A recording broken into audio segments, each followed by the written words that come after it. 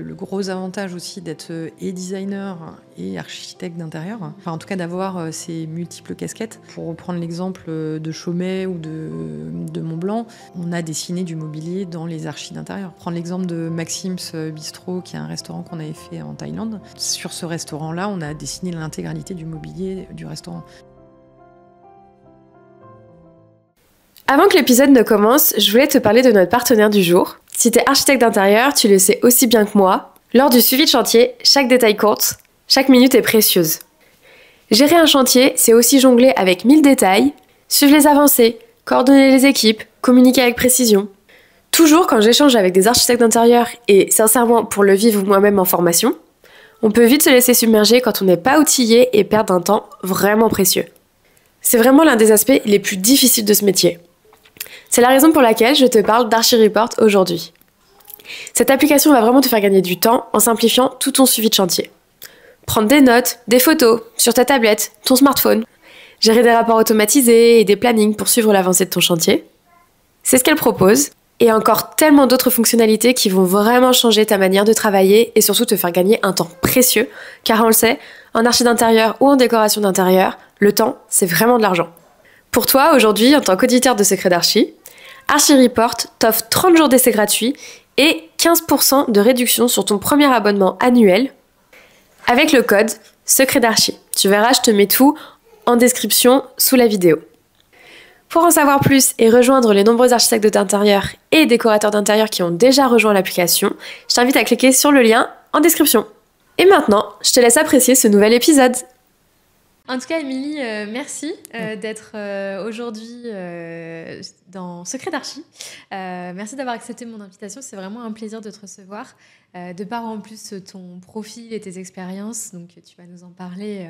Mais voilà, venant du studio de Jean-Marc Gady, votre approche est complètement différente. Et donc, c'est vraiment un plaisir de te recevoir. Donc, pour les personnes qui ne te connaissent pas ou qui ne connaissent pas le studio, est-ce que tu peux te présenter, Bien sûr. dire un peu ton parcours En tout cas, merci pour l'invitation et avec grand plaisir pour partager un peu de ce qui fait notre passion. Moi, je suis Émilie André, donc je suis la directrice de création et directrice générale du studio Jean-Marc Gady.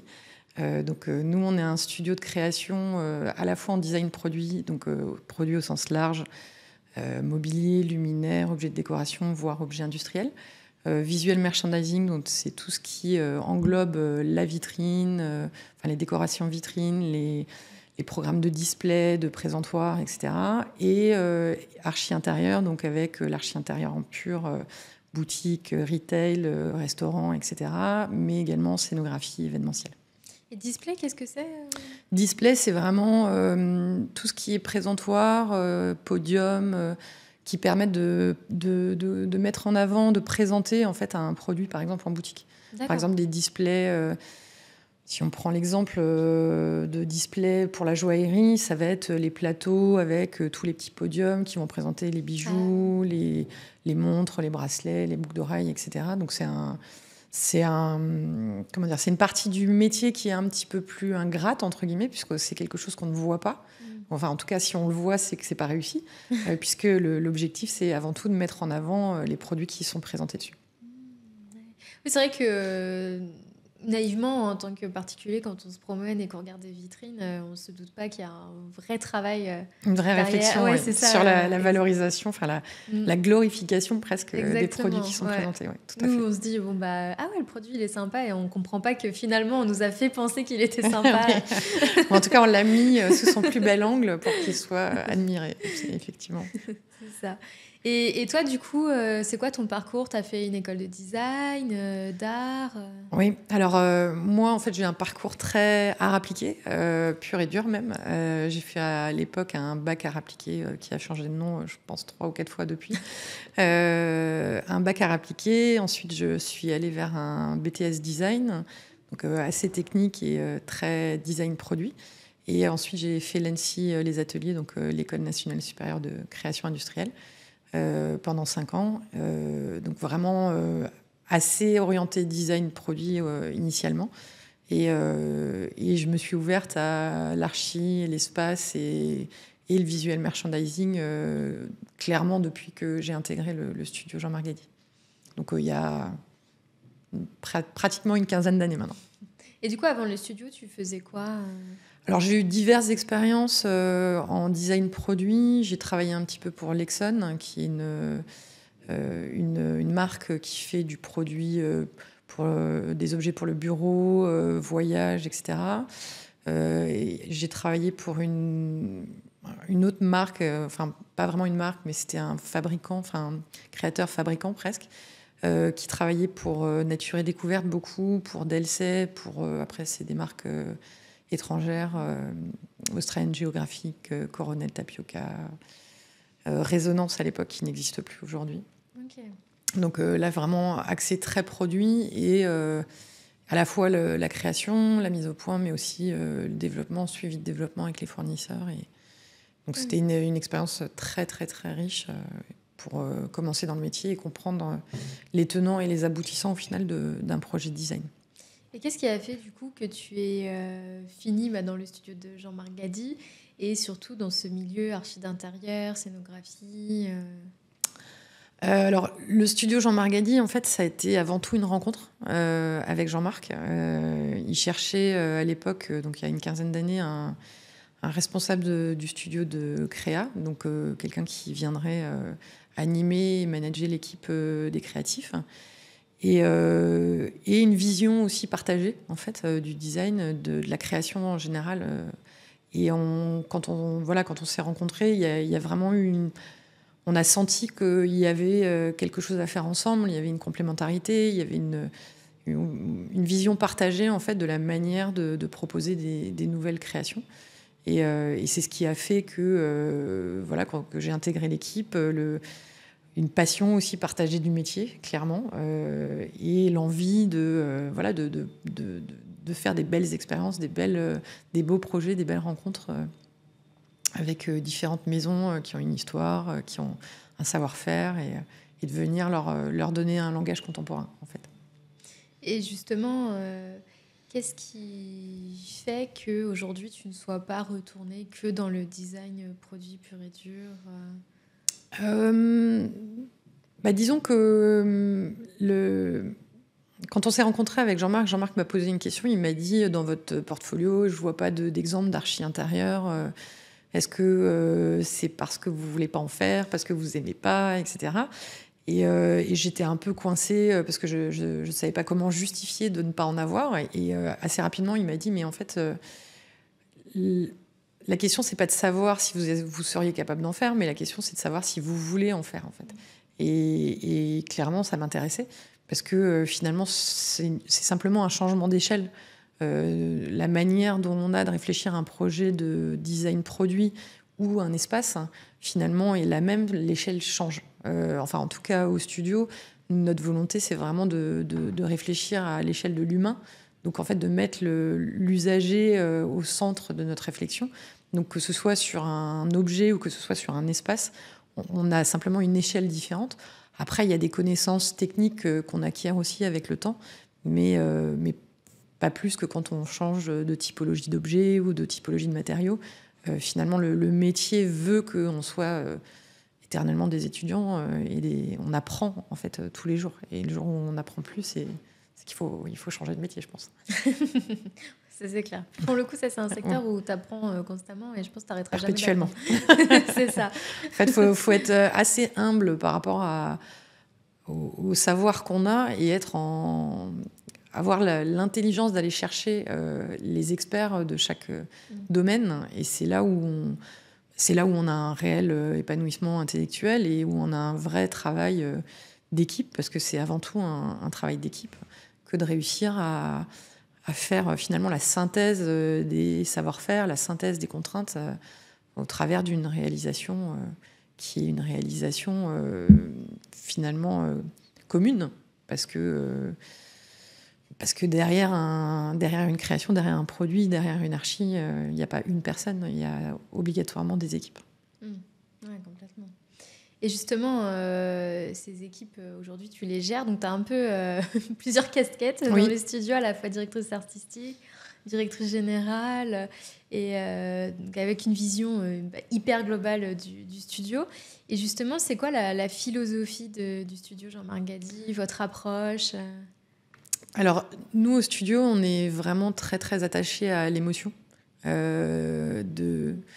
C'est un point central de notre travail. C'est comment créer, comment produire un projet qui touche, qui ramène une sorte de poésie, un peu de magie.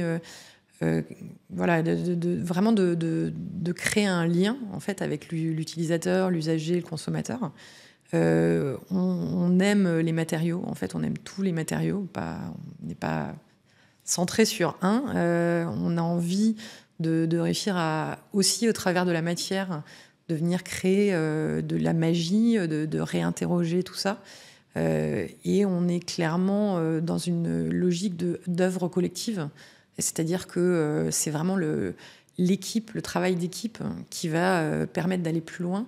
Il y a une phrase qui est un peu galvaudée parfois, mais on dit souvent seul on va plus vite et ensemble on va plus loin. Mais chez nous, c'est vraiment porteur dans les projets. C'est-à-dire que il y a une vraie envie de construire ensemble les choses et d'aller chercher les bons partenaires pour répondre le plus justement possible aux demandes qu'on a des clients. C'est vrai qu'il y a un projet qui est impressionnant que vous avez réalisé récemment avec Montblanc à l'événement Watch and Wonders à Genève. Et justement, pour l'avoir vu, ça va au-delà du simple stand. Il y a vraiment une expérience derrière. Et comme tu disais, ce rapport à l'émotion, on a vraiment l'impression d'être au fin fond des abysses. Comment vous avez développé ce projet? Quelles ont été les étapes du concept? Alors, c'est des très, très gros projets, parce que c'est quasiment des projets d'1 an. Oui. Donc, on a commencé au mois de juillet l'année dernière pour une installation au mois d'avril. Donc, c'est extrêmement long. Mais alors, le démarrage, on a toujours un brief de la part d'un client. Nous, au studio, ce qui est important, c'est de toujours de réinterroger ce brief, de toute manière, de refaire notre propre cahier des charges, tout en répondant évidemment à la demande du client, et derrière de venir justement créer de l'émotion. Donc tout l'enjeu, en tout cas cette année, qu'on a essayé de relever, c'était de se dire comment on va venir permettre aux visiteurs de vivre une expérience un peu inoubliable finalement, tout en découvrant le produit phare, le produit star présenté par la marque. Donc le produit en question était donc une montre qui descend à moins 4810 mètres, donc le Mont Blanc inversé. Ouais. Et donc qu'est-ce qui se passe à moins 4810 mètres? Comment on imagine quelque chose qui nous transporte finalement dans cette expérience que personne ou peu de personnes peuvent réaliser, tout en découvrant cette pièce de haute horlogerie. Donc on a imaginé, en fait déjà, la première chose qu'on a imaginé, c'est un principe qui permette de tester la montre donc, sans être sous vitrine, donc où vraiment le visiteur peut la tester. Et via en fait, ce système-là, de déclencher en fait, tout un processus qu'on ne voit pas en tant que visiteur, mais qui nous touche tous les sens. Donc, en fait, au moment où le visiteur essayait la montre, la vidéo, puisqu'il y avait un système de vidéo mapping, changeait et plongeait donc à 4810 mètres. Donc, un 4810 mètres, évidemment, un peu onirique et qui porte aussi les codes de l'écriture de Montblanc et qui transporte dans une vision un peu rêvée, on va dire, du 4810 mètres. Le son, évidemment, donc un sens supplémentaire. Et on a rajouté à ça ce qui sont des points forts en fait, de cette expérience, l'odeur, donc l'odeur qui se déclenchait quand on testait, et un froid intense qui se déclenchait au moment où on testait la montre. Donc tout ça participait, plus le fait que donc ce cube en fait, dans lequel on rentrait pour découvrir cette montre était isolé phoniquement du reste du salon. Tout ça participait à créer en fait cette immersion totale et donc à générer une expérience qui va au-delà de une jolie présentation, mais de venir toucher finalement le visiteur sur des choses moins tangibles, plus émotionnelles, qui sont un peu plus mémorables finalement, ou en tout cas qui vont venir laisser une trace un peu différente de ce qu'on a l'habitude d'avoir. Après, une fois qu'on a imaginé ce concept, c'était de trouver les bonnes personnes et les bons partenaires qui sont susceptibles de faire et du mapping vidéo, et du son, et de l'odeur, et du froid, mais bien évidemment tout ça coordonné dans un moment très précis, avec un déclenchement qui a été un ajustement très très long. Donc ça c'était vraiment le cœur de la scénographie, mais après il y avait 500 mètres carrés autour qui devaient aussi participer au même concept. Donc l'idée quand on travaille un projet comme ça, c'est de réussir à poser un concept fort au départ et de venir aussi générer une cohérence et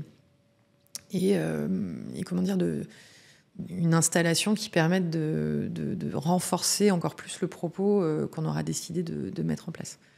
Et justement, par rapport au concept, comment vous en êtes venu à cette réalisation? Parce que c'est vrai que quand on a le brief client et qu'on a le cahier des charges, l'interprétation peut quand même différer en fonction de comment on comprend le brief client, le cahier des charges. Donc vous, comment vous en êtes arrivé à ce résultat-là? Vous vous êtes dit, faut qu'on soit au fond de l'océan.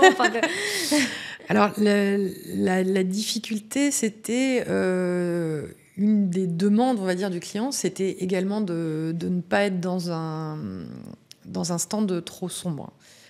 4810 mètres sous la mer, c'est rare de voir beaucoup de lumière. Donc, on a essayé de réfléchir à comment créer cette immersion, mais qui ne soit pas non plus premier degré. Parce que l'idée derrière, c'est aussi de proposer une vision et un langage contemporain à cette installation. Et donc, on a imaginé quelque chose d'assez radical, qui était cette installation, donc ce cube... sur lequel était vidéo projetée également. Donc, à l'extérieur du cube, on avait la vision comme si on était juste sous la surface de l'eau. La vidéoprojection qui était sur le cube nous montrait quasiment la surface avec juste le bas d'un iceberg, et des plongeurs et beaucoup d'écritures qui venaient créer les effets de vagues, en fait. Tout ça était interactif, donc quand les visiteurs passaient à côté, les textes, les vagues bougeaient, en fait. Donc on considérait qu'on était assez haut finalement. Donc ce qui est assez logique, c'est que du coup l'ambiance autour est claire. Et c'est uniquement quand on rentrait dans le cube qu'on plongeait en fait et qu'on allait dans les abysses. Donc ça nous a, en fait, comme souvent au studio, on aime bien dire que de la contrainte naît la créativité. C'est-à-dire plus on a de contraintes et plus on est obligé d'être créatif. Et là c'est un bon exemple. Comment créer une ambiance finalement plutôt claire, alors même qu'on est en train de parler de grande profondeur.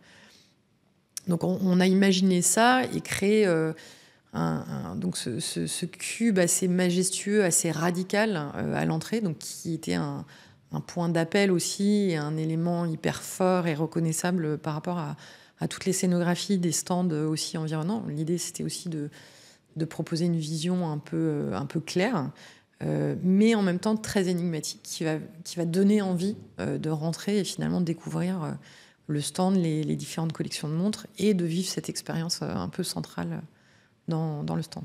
D'accord. Et est-ce que vous avez d'autres projets marquants comme celui-là, et quels sont les défis, les contraintes qui en étaient liées Alors, des projets marquants, on en a quelques-uns. Des défis, des contraintes, en fait, il n'y a que ça, je pense. C'est là, vous me prenez un petit peu à froid. Alors, ça dépend. En fait, ça dépend des des métiers, on va dire presque. On a des défis aussi sur des fois du produit, où on va pousser dans ces retranchements une matière ou une autre.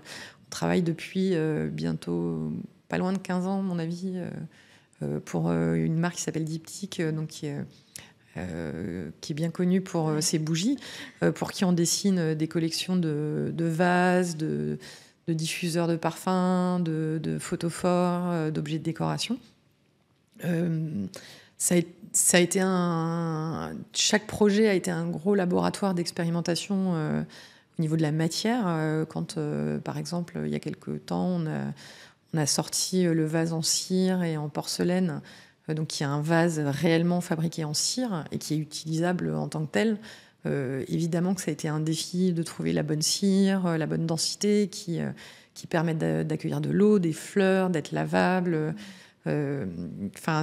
Chaque projet en fait porte finalement son innovation et son défi technique. Mais ce qui est assez beau aussi, c'est de réussir à proposer une création qui ne dise pas tout ça, qui disent aussi autre chose, qui parlent d'émotion, qui parlent de magie, qui transforment la matière, qui transcendent presque la matière pour aller vers quelque chose d'autre.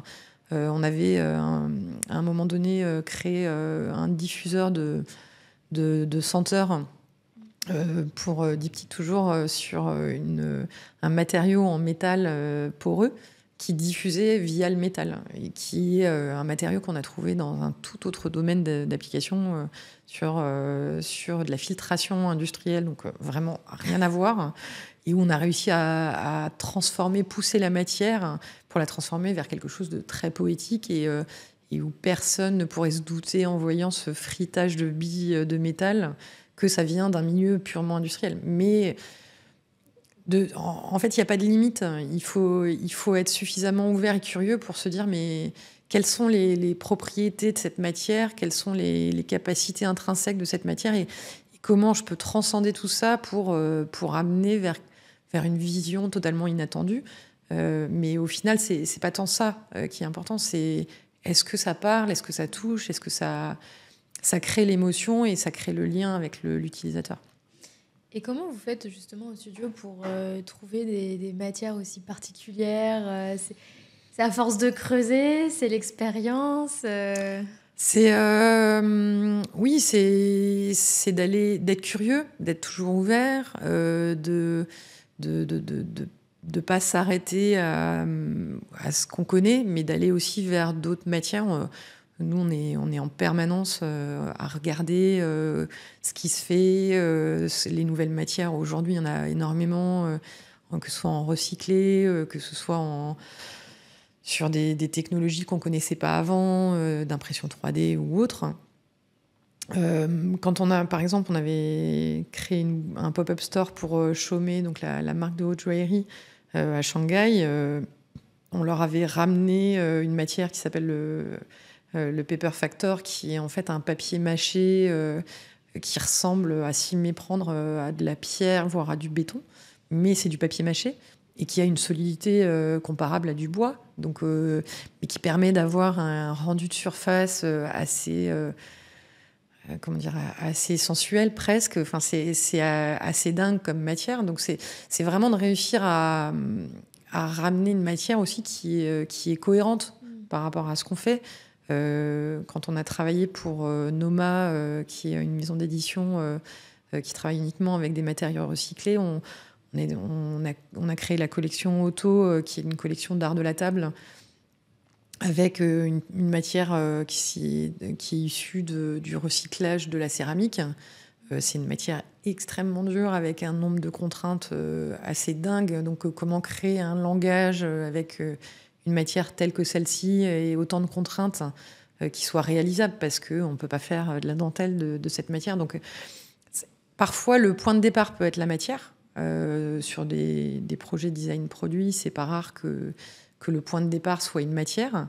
Qu'est-ce qu'on peut faire avec cette matière? Et parfois, c'est un besoin, une fonction spécifique, et où on va aller chercher le plus largement possible des matières qui pourraient répondre à ce besoin, et pas forcément dans un territoire connu. Au contraire, de justement essayer d'ouvrir vers d'autres possibles qui ont une cohérence aussi par rapport à l'usage, aux résistances mécaniques, à la durabilité, à la réparabilité. Enfin, il y a énormément de questions qu'on essaye d'intégrer dans nos créations. D'accord. Et justement, la matière Paper Factor, comment vous l'avez trouvée Alors, la matière Paper Factor, je crois que il me semble que c'est sur un salon qu'on a dû le découvrir, mais totalement par hasard. Mais il y a c'est là où le métier nécessite d'avoir vraiment une curiosité permanente, une ouverture d'esprit permanente, hein, parce que c'est pas forcément dans le domaine du design qu'on va le trouver. Ça peut être dans la vie de tous les jours, ça peut être dans une exposition, ça peut être par le voyage, il y a 1000 biais pour se nourrir. Et il y a des matières, des matériaux qu'on découvre qui vont rester dans un coin de notre tête pendant 5 ans, 10 ans, j'en sais rien. Et un jour, il y a un besoin, un projet. Et il y a une évidence que ça peut avoir du sens que de l'utiliser. Donc c'est finalement la capacité aussi, mais c'est vrai aussi pour plein d'autres domaines, la capacité à faire des liens en permanence dans notre tête entre ce qu'on nous a appris, ce qu'on découvre, etc. Et de réussir à mettre à disposition tout ce savoir au moment d'un projet, en fait. Et de se dire, sur ce projet-là, il y a quelque chose de cohérent d'aller proposer telle ou telle matière.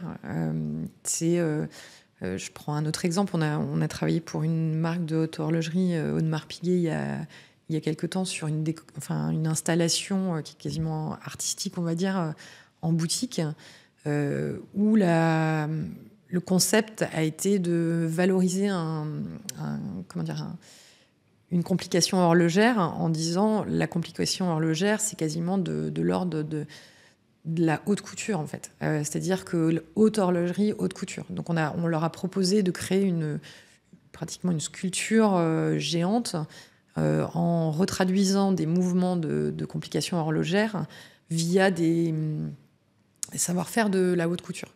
Donc on est allé chercher des plumassiers, des selliers, des brodeurs pour travailler ces pièces-là. Et là, c'est un domaine qui est a priori, des savoir-faire qui sont a priori pas directement liés à notre domaine, mais pour autant qui viennent apporter du sens, apporter une émotion, valoriser un héritage, un savoir-faire de la marque et lui donner une dimension nouvelle en le retraduisant d'une manière différente. Et du coup, probablement que vous travaillez avec énormément d'artisans, de par tout à fait. Les objets, oui. les Oui. C'est d'artisans, de fabricants, vraiment, que ce soit de manière traditionnelle ou vraiment plus industrielle, on aime vraiment les savoir-faire. Et on aime participer à les valoriser, ou en tout cas mettre à disposition notre savoir pour justement les valoriser, les porter plus loin. On collabore depuis de nombreuses années avec un ébéniste d'art qui s'appelle Cramant-Lagarde, du groupe Emblème. Ah oui, très connu. Voilà, et pour qui on a dessiné 3 collections de mobilier contemporain, mais qui se basent sur des savoir-faire traditionnels. Donc on a la collection Shiitake en marqueterie de paille, et en lac, la collection Venice, donc avec le Venice Bench, qui est une pièce complètement hallucinante et d'une complexité dingue en termes de fabrication, mais qu'ils ont réalisé avec une telle magie presque. C'est un vrai plaisir que d'avoir cet échange, ce dialogue aussi avec les fabricants, avec les artisans. On est vraiment au studio dans une logique de collaboration et pas de pousser, d'avancer l'un contre l'autre. En fait, c'est aussi tout l'enjeu de se dire, nous, on a un défi, c'est de réaliser ce projet. Le fabricant revient vers nous, l'artisan revient vers nous en nous disant, il y a tel frein au projet. Donc là, on s'entame un vrai dialogue, en fait, dans le projet. Et c'est toute une partie du projet qui nous passionne aussi. C'est de réussir à trouver le juste équilibre, de pousser le curseur de la bonne manière pour venir justement aboutir à un projet qui soit le plus juste possible et qui respecte tous les savoir-faire, qui valorise tous les savoir-faire. Et où, au résultat, on a quelque chose comment dire, qui touche au final.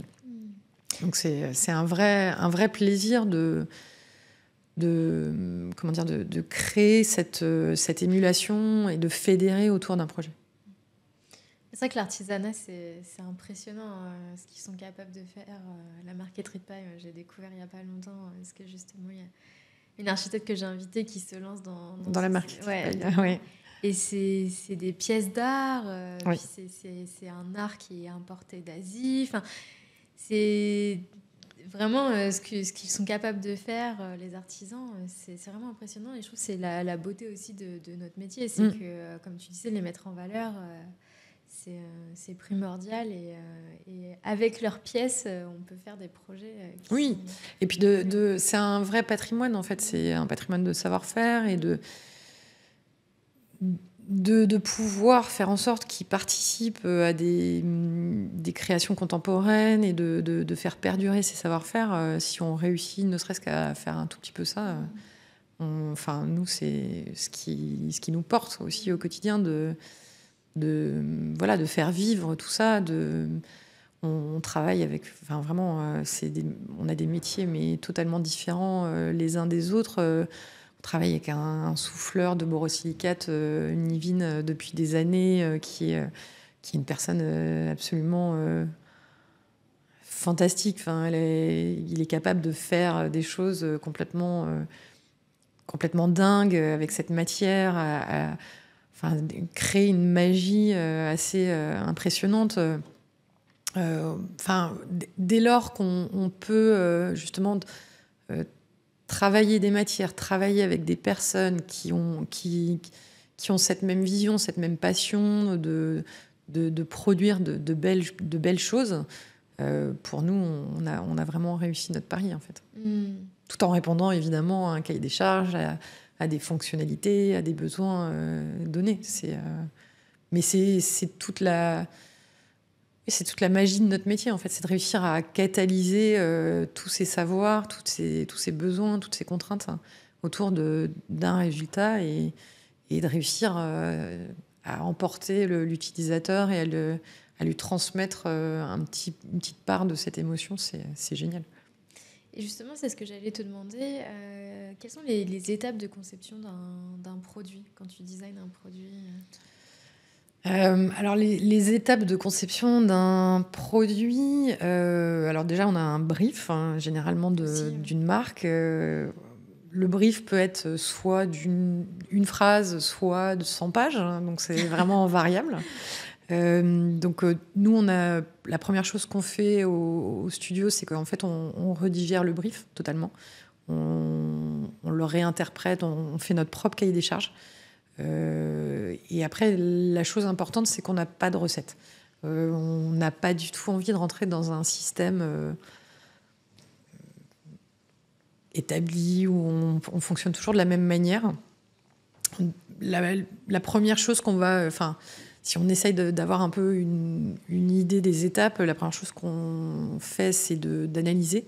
Donc analyser déjà la marque pour laquelle on travaille, quels sont ses codes, ses valeurs, son univers, d'analyser l'utilisateur final, d'analyser toutes les contraintes liées à un produit quel qu'il soit, d'ergonomie, d'usage, de réparabilité ou pas, vraiment d'essayer d'analyser au plus large, de voir ce qui est proposé sur le marché et ce qu'on peut nous apporter de plus ou de différent, et surtout derrière de réfléchir au concept, de quel est le message, qu'est-ce qu'on raconte, qu'est-ce qu'on apporte comme émotion, comme poésie, comme magie, comme lien en fait avec l'utilisateur. De là, tout ce travail-là nous génère aussi un univers iconographique. On a une grosse étape pour nous qui est indispensable et qu'on n'enlèvera jamais, je pense. C'est le dessin. Le dessin, c'est primordial. C'est là où on cherche, c'est là où on fait des itérations, c'est là où on se trompe, où l'accident, des fois, d'un trait peut nous amener vers quelque chose de différent et nous ouvre des possibles. Donc on laisse aussi ce temps de dessin, d'exploration. On a des phases, pas mal de phases de travail en équipe, donc où on va accrocher tous les dessins, toutes les images, discuter, brainstormer, échanger, revenir, rechercher, etc. Enfin, vraiment, c'est un processus qui peut être plus ou moins long, cette étape-là. Et après, bon, ce qui est plutôt commun, on va dire, parce que cette phase-là peut être un peu variable en fonction des projets.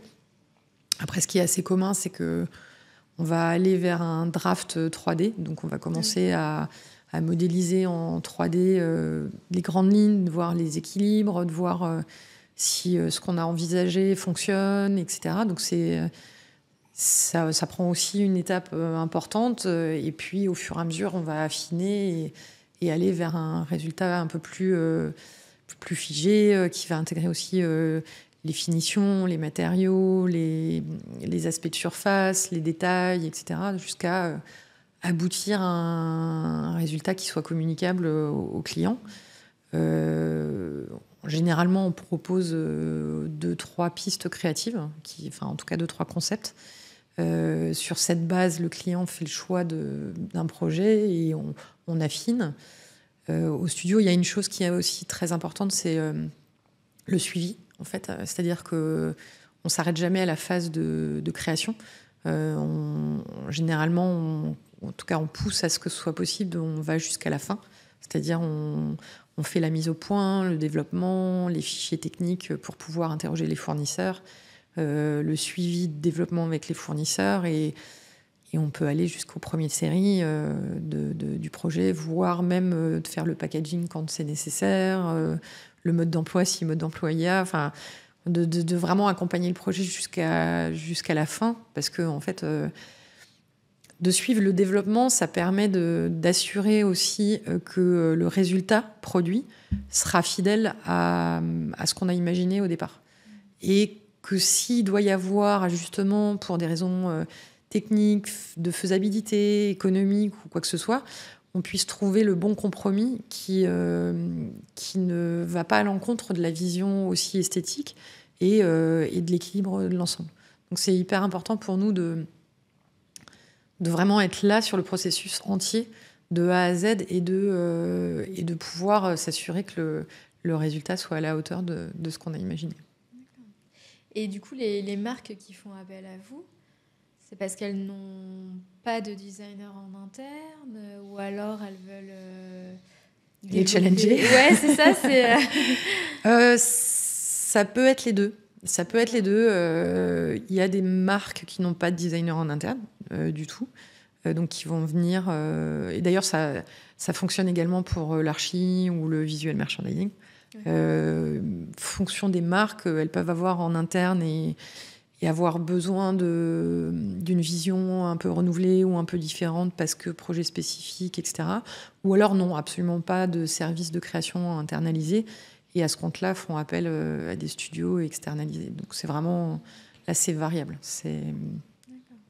Mais en tout cas, généralement, au niveau du studio, ce pourquoi on vient nous chercher, c'est vraiment au-delà de l'expertise qu'on peut avoir sur ces métiers-là, c'est pour une vision créative, en fait. C'est vraiment de proposer une vision créative. On n'est pas interrogé et ça ferait pas sens de nous interroger sur du déploiement d'un concept existant. On n'a pas de valeur ajoutée à déployer un concept qui existe déjà et je pense qu'on serait plus contre-productif parce qu'on serait obligé de réinterroger les choses et de dire mais peut-être qu'on pourrait faire ça un peu différemment ou apporter une vision un peu renouvelée, etc. Donc c'est vraiment plus pour la vision créative qu'on vient nous chercher. Et du coup, quand vous designez un produit, parce que quand on travaille avec des designers ou qu'on achète des pièces d'un designer, voilà, on dit la pièce, elle vient de tel designer. Mais vous, du coup, les droits appartiennent à l'entreprise qui travaille avec vous ou... Ça dépend. Alors, ça, c'est un... Alors, fonction des produits, et après, ça, c'est des questions plus juridiques et de contrat. Mais soit le produit est siglé Studio Jean-Marc Gady, ce qui est le cas très régulièrement, soit ça peut ne pas l'être, ça dépend des maisons avec lesquelles on travaille. Après, en termes de mode de fonctionnement, dans le milieu, on a ce qu'on appelle la cession de droits. Donc en fait, fonction des marques avec lesquelles on travaille, les marques achètent les droits d'exploitation totalement, ou on est sur un système de royalties. Donc c'est-à-dire que le produit, enfin la création n'appartient pas à la marque, mais reste la propriété intellectuelle du studio, et la marque paye des royalties sur les ventes qu'elle en fait. Donc ça, c'est vraiment très variable. Généralement, les royalties, c'est plus un système qui a trait dans le milieu de l'édition, mais c'est très, très variable en fait. D'accord, ok. Et c'est vrai que vous êtes quand même un studio pluridisciplinaire. Vous faites beaucoup de choses et vous travaillez avec de grands noms dans le luxe, Montblanc, Diptyque, Chaumet, tu parlais. Comment vous avez réussi à vous faire un tel nom dans le milieu ? Alors ça, c'est si on a la recette, c'est génial, mais malheureusement, je ne crois pas qu'il y ait de recette magique. Je pense qu'il y a l'effet du bouche à oreille, sans doute, qui aide. À l'origine, quand Jean-Marc a créé le studio, il avait travaillé pendant de longues années pour Louis Vuitton. Ouais. Donc ça a été probablement un point de départ, en tout cas, pour le studio. Après, c'est réussir à se faire connaître. Ça, c'est toujours l'enjeu, parce qu'on est des bons faiseurs, mais on n'est pas forcément très bon à communiquer ce qu'on fait.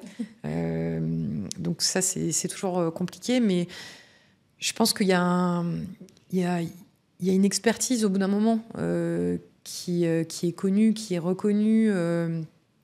Le studio a quand même remporté à plusieurs reprises des prix, que ce soit des grands prix stratégie ou autres, hein, qui ont fait aussi que ce soit su et connu un peu plus sur notre capacité, sur nos savoir-faire, etc.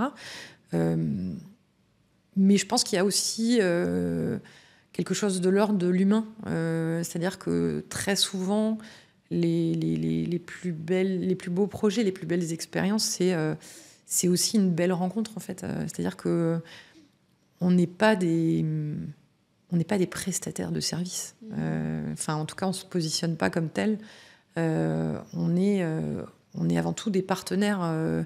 Et l'idée, c'est de la même manière qu'on collabore avec des fabricants, des artisans, etc., on collabore avec des marques et on est leur partenaire pour venir aller plus loin, pour venir aboutir à un résultat qui est finalement, c'est une création conjointe aussi. Il y a des milliers de savoir-faire autour. Il y a besoin de venir fédérer autour de ce projet-là et d'aboutir quelque chose. Donc, on travaille ensemble. Et pour travailler ensemble, il faut de l'humain. Donc, c'est hyper important. Et clairement, dans les projets qu'on fait, dans les rencontres qu'on fait, il y a aussi ça qui compte énormément. Donc, je pense que c'est aussi cet aspect-là qui est nécessaire et indispensable et qui fait qu'aujourd'hui, on est reconnu aussi dans notre travail parce qu'il y a ce lien-là qui a été créé. Et c'est un petit monde, le milieu, ouais, où vous connaissez tous Forcément, c'est un monde assez restreint au bout d'un moment. Que ce soit du côté de l'annonceur ou des agences de créa. Donc les annonceurs, c'est les marques. Les gens qui travaillent dans les marques bougent d'une marque à l'autre. Donc on les retrouve aussi. Ah oui. Ont pu travailler précédemment dans une autre maison et donc connaissent d'autres clients avec lesquels on travaille. Et de la même manière, dans les agences de créa, c'est la même chose, sachant que dans les agences de créa, on vient tous des mêmes formations. Donc, pour prendre mon exemple, moi, j'ai fait un bac art appliqué, un BTS et l'ENSI. J'ai rencontré un certain nombre de personnes pendant mon bac, pendant mon BTS et à l'ENSI. Tu les retrouves. Et je les retrouve. Et elles connaissent d'autres parce qu'elles ont fait aussi d'autres formations. Enfin, donc c'est difficile de... Il y a toujours un lien qui se fait à peu de rebond, en fait. Ça va être 2-3 personnes maximum d'écart, mais en fait, il y a toujours un moment ou un autre où on se retrouve, on retrouve des gens qu'on connaît. C'est un petit milieu, au final. On n'est pas si nombreux que ça. Et j'ai l'impression qu'il y a une grande mode aussi d'archi d'intérieur, qui lancent leur marque de produits. Alors, maison d'édition. Ouais. J'ai l'impression qu'il y a une... Vraiment, ouais, c'est ça. Quand tu vas voir des agences... Joseph Diran, il lance sa marque de ce qui a été notre cas au mois de septembre avec la création de Memo, designer et fabricant. Donc, nous, on a décidé de prendre un peu notre avenir en main, on va dire. Mais de la même manière que tous les projets qu'on fait, en s'associant et autour de l'humain, en fait. C'est-à-dire on s'est associé avec un fabricant, Maham, qui est un menuisier et tapissier. Et j'ai vu ça, et donc, on a créé Memo, donc une maison d'édition qui fait vivre des créations, où l'idée, c'est vraiment d'être dans une logique collaborative, en fait, et non pas le designer qui crée dans son coin, la maison d'édition qui édite et fabrique dans son coin, et chacun qui se tire un peu la couverture de son côté. Là, l'idée, c'est vraiment de mettre sous la même entité designer et fabricant, et de venir mettre au service du bien de cette maison d'édition tous les savoir-faire, de venir créer une collaboration qui soit complémentaire, en fait.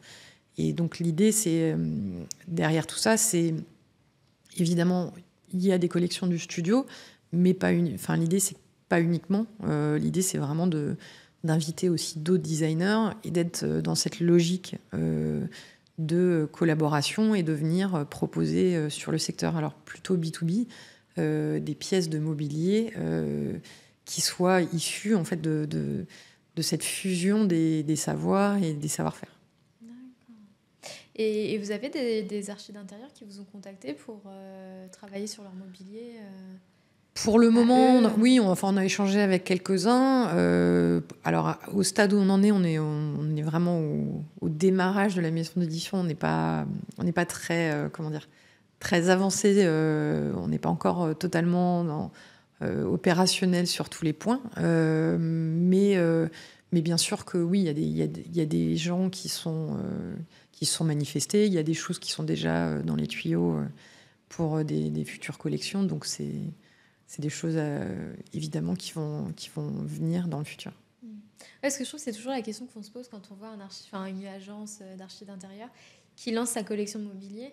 Je trouve que la première question qu'on se pose, c'est est-ce que c'est un produit qui a été créé dans le cadre d'un projet sur mesure et donc du coup il lance une collection, ou est-ce qu'il y a vraiment cette volonté de travailler avec des designers pour avoir une collection unique, on va dire?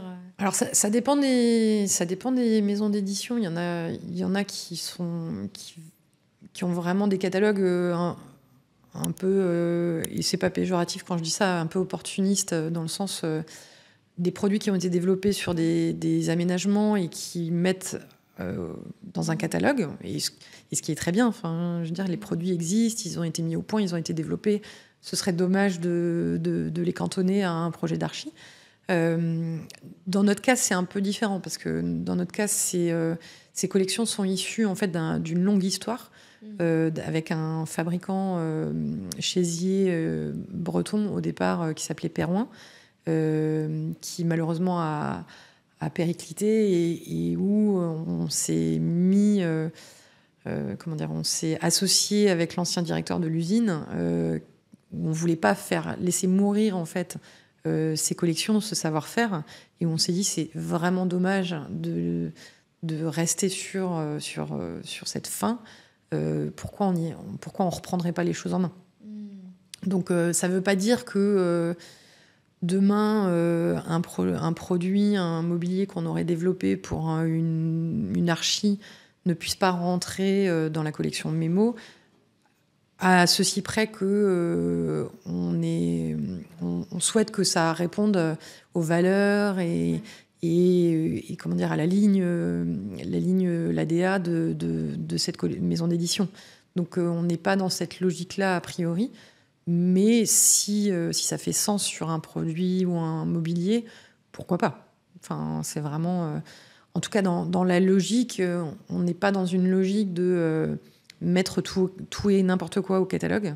C'est-à-dire que si un designer vient nous voir et a un produit prêt à être édité, etc., c'est pas parce qu'il est prêt à être édité qu'on le prendra. On n'est pas dans cette logique-là. On veut plutôt construire une collection et construire une vision plus que de faire un patchwork de projets existants. En fait. Mais c'est vrai que c'est des métiers qui sont finalement très liés, le design Tout produit, à fait. l'archi d'intérieur.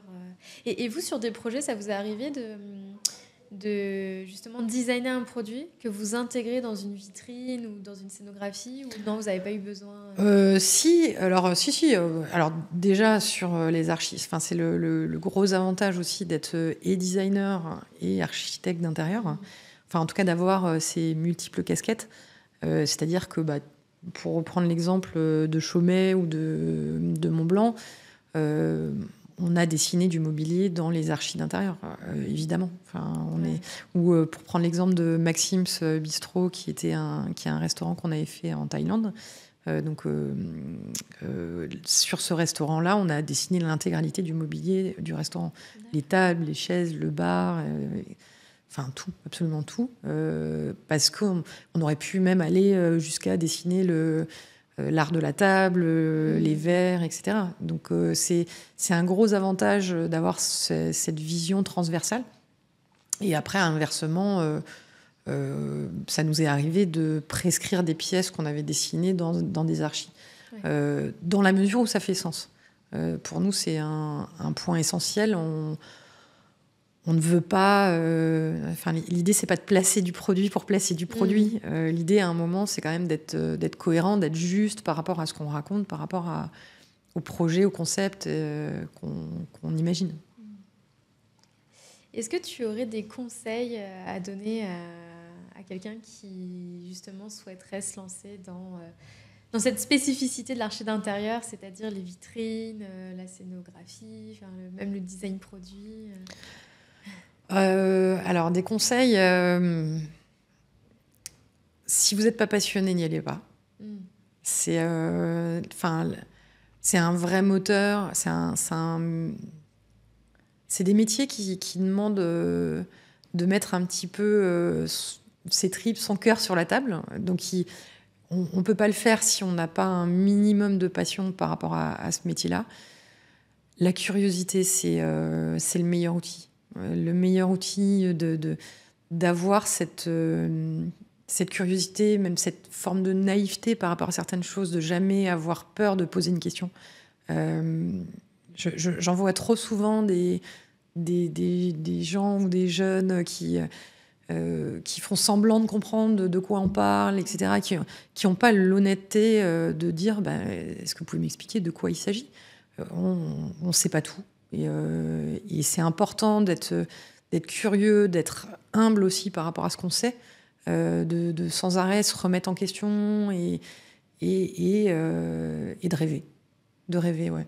Rêver, d'avoir envie de faire vibrer aussi avec nos créations, de créer une émotion, un lien, parce que au final, en tant que designer ou archi d'intérieur, un peu comme le catalyseur dans la réaction chimique, on disparaît à la fin. Donc finalement, c'est pour nous, c'est un peu une petite manière d'être là sans le signer et de venir toucher l'utilisateur, le consommateur final. C'est aussi ce lien qu'on réussit à créer, d'être un peu présent finalement au travers de la création. Merci en tout cas pour ces conseils, ce partage d'expérience qui a été hyper riche. Merci. J'ai une dernière question. Pour un prochain épisode, est-ce qu'il y a quelqu'un que tu voudrais voir en particulier ? Je pense par exemple à des artisans. Ah, ah oui, j'ai des listes même. Non, il y a des gens auxquels je pense. Il y a des gens très passionnés, mais dans la matière ou dans des savoir-faire très spécifiques. Je serais très, très ennuyée d'en citer un, de peur choisir, c'est renoncer, en fait. Du coup, de renoncer à d'autres, en fait. Mais en off, je serais avec grand plaisir de bons conseils de bons conseils, en tout cas de conseils sur des gens passionnés, sans problème. Ça marche. En tout cas, merci beaucoup encore une fois d'avoir accepté mon invitation. Merci pour l'invitation. C'est un plaisir de t'avoir. Merci. Et si jamais on veut vous retrouver, le studio ou toi, où est-ce qu'on peut vous chercher ? Alors, on peut nous retrouver déjà dans le 11e, rue de Montlouis. On a notre site internet jeanmarcgaidi.com. On est présent sur Instagram, LinkedIn, Facebook, donc avec grand plaisir. Et on est toujours heureux de partager nos expériences et de parler de notre métier avec passion. Encore merci, Émilie. Merci beaucoup. Et puis, on se dit à bientôt pour un nouvel épisode.